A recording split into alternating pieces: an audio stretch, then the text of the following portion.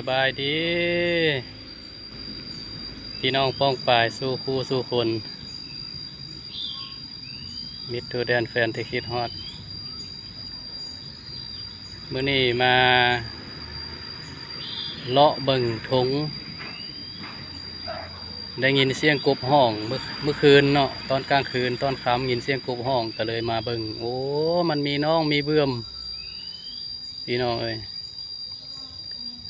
มีตัวขวกเขียดขวกกบ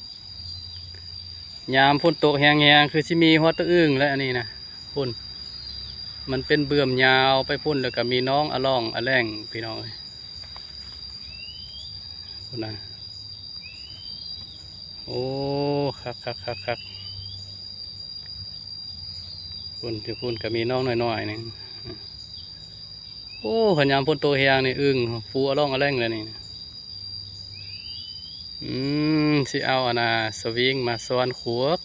มานี่ให้ได้กินหมกขวกแซ่บๆเบิ่งก่อนโอ้ยินเสียงกบห้องเองอ่างมันอยู่ที่นี่พี่น้องเลยทางเข้ามันอยู่เคียม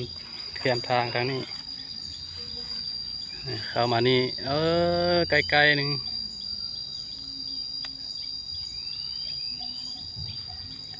นะเป็นบวกเป็นน้องมีน้ำมีน้องโอ้ยเฟื่อนออมเอี่ยม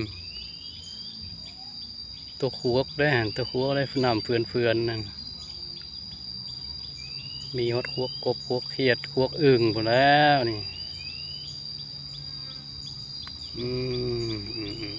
เคล็ดลับแล้วมานี่โอเค